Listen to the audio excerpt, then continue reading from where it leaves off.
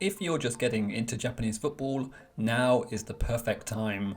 Japanese players are making names for themselves overseas, the league is being broadcast to more countries than ever before, and the amount of English language content about the J-League is growing by the year. But diving straight into the J-League can be a bit overwhelming. So this video is intended to be a brief overview of the J-League for those new to the competition. We'll go over a bit of history, the league structure, major cup competitions, the teams to look out for, and how to follow the J-League from overseas. Hopefully, even if you're familiar with the league, some of this information will be useful ahead of the 2022 season. The J-League was launched in 1992, with the first full season taking place in 1993. It replaced the Japan Soccer League, which was largely amateur and dominated by corporate teams. The J-League became Japan's first professional football league. It began with 10 teams and has grown significantly since then. Today, there are 58 teams playing across 3 divisions, J1, J2 and J3.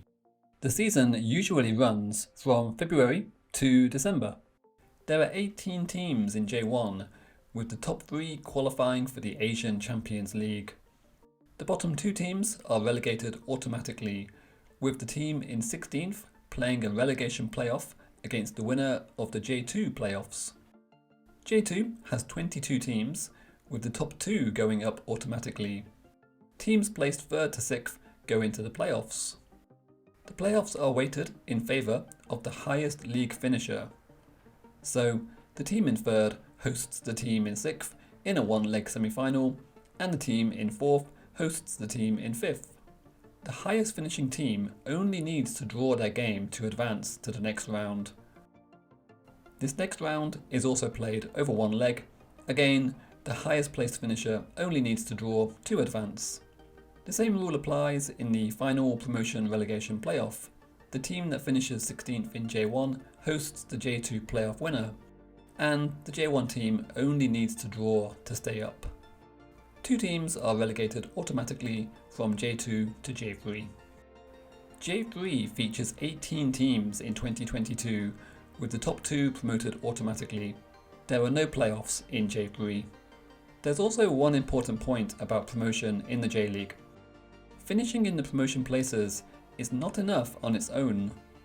Teams also need the required license to play in a higher league. The main requirement relates to the stadium, especially when it comes to seating and floodlights. Below J3 is the Japan Football League, shortened to the JFL. Currently, it's possible to get promoted from the JFL to J3, but not possible to get relegated from J3 to the JFL. But that's set to change from 2023. I'll talk more about non-league football in Japan in a separate video, because it's a vast world of its own. The main cup competition in Japanese football is the Emperor's Cup, which is the equivalent of the FA Cup in England. Teams from all across Japan and from all levels can enter the competition, including corporate teams, university sides, and even high school clubs. Most J3 sides enter in the first round, with J1 and J2 sides joining from the second round. The final of the Emperor's Cup traditionally takes place on New Year's Day at the National Stadium in Tokyo. The winner of the Emperor's Cup gets a place in the Asian Champions League. There's also the J.League Cup, which is currently known as the Levan Cup due to a sponsorship deal. This one is quite convoluted, but I'll try my best to explain. The competition begins with a group stage. There are 4 groups with 4 teams in each group. The group winners go straight into the quarterfinals, and the runners-up go into a 2-leg playoff round. The group stage features all J1 teams, except those that qualify for the Asian Champions League group stage. Teams relegated from J1 the previous season replace them in the Levan Cup group stage, with the Asian Champions League teams entering the Levan Cup in the quarterfinals.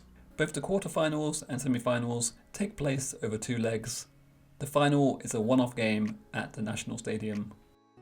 In the past, the winner of the Levan Cup would qualify for the, deep breath, J.League YBC Levant Cup CONMEBOL Sudamericana Championship Final. This game pitted the Levant Cup winners against the winners of the Copa Sudamericana in a one-off game at the home of the Levant Cup winners. It last took place in 2019 but has since been shelved due to the Olympics and pandemic. Hopefully it will return soon. The other cup competition involving J.League teams is the Super Cup. This is the traditional curtain raiser to the season and pits the J1 champions against the Emperor's Cup winners. We're currently living through the era of Kawasaki Frontale being the dominant force in the J-League. The Kanagawa team have won the J1 title 4 times in the last 5 seasons. They've also won the Emperor's Cup, J-League Cup and 2 Super Cups during this time. Frontale have enjoyed all of their recent success under the guidance of Toru Oniki, a former Kawasaki player turned coach. His technical, easy on the eye style of football has won many plaudits, as well as trophies. New Celtic star, Reo Hatate, made his name at Frontale before moving to Scotland. Historically, the most successful team in the J-League are Kashima Antlers. They've won the J1 title 8 times, the Emperor's Cup 5 times, the J-League Cup 6 times, the Super Cup 6 times, and the Asian Champions League once. Their last league title came in 2016, but they haven't finished lower than 5th since 2012. They're also one of only 2 original J-League teams to have never been relegated from the top flight since the league began in 1993. The other founding member team to have never been relegated are Yokohama F. Marinos. Statistically, Marinos are the second most successful team in the history of the league, with 4 J1 titles, the last coming in 2019, with current Celtic boss Ange Postecoglou at the helm. The club's unusual name is the result of a controversial merger with former rivals Yokohama Flugels, who were effectively dissolved into Marinos in 1999, after which Yokohama Marinos became Yokohama F. Marinos, the F standing for Flugels. To learn more about that, please check out this video about football in Yokohama. The J-League's main headline makers these days are Vissel Kobe. Owned by Rakuten, the club isn't short of funds and currently have former Barcelona and Spain star Andres Iniesta in their team. The club haven't been shy in saying their aim is to become the number 1 team in Asia, but so far have only won the Emperor's Cup and Super Cup. But they have qualified for the Asian Champions League twice in the last 3 years and are definitely improving. One of the league's best supported teams are Urawa Reds. They play their home games at Saitama Stadium, and at their peak in the mid to late 2000s, they were averaging nearly 50,000 fans for home games. Reds have only won 1 J1 title, but have been runners-up 5 times. They've also won the Asian Champions League twice. Another well-supported team is Gamba Osaka, who play their home games at the excellent Panasonic Stadium.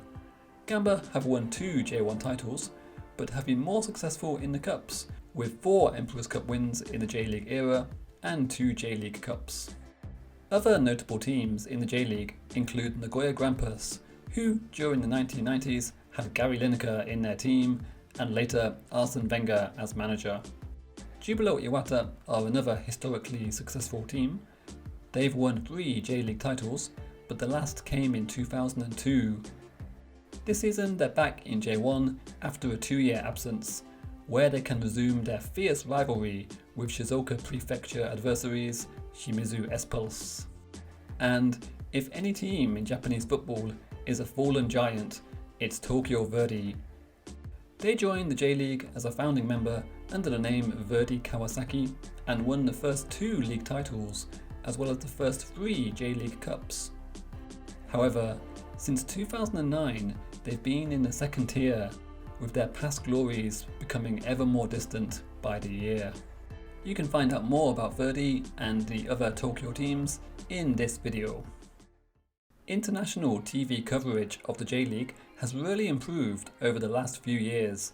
I'll put a link in the video description of the international broadcasters showing the J-League in 2022. Also, keep an eye on the J.League International YouTube channel, which often streams live games for those living outside of Japan. And of course, my channel, Lost in Football Japan, has plenty of content about the J.League and Japanese football in general. Please give the channel a subscribe if you like what you see. I also highly recommend the J-Talk podcast if you want to get even more in-depth on the J-League. The main pod covers J1, and J-Talk Extra Time focuses on J2 and J3. There are now also dedicated J-Talk podcasts for FC Tokyo and Yokohama F. Marinos. Links are in the description. I've also put links to other English language J-League sources in the video description, so please check them out if you want to find out more about Japanese football. So that was a brief overview of the J-League.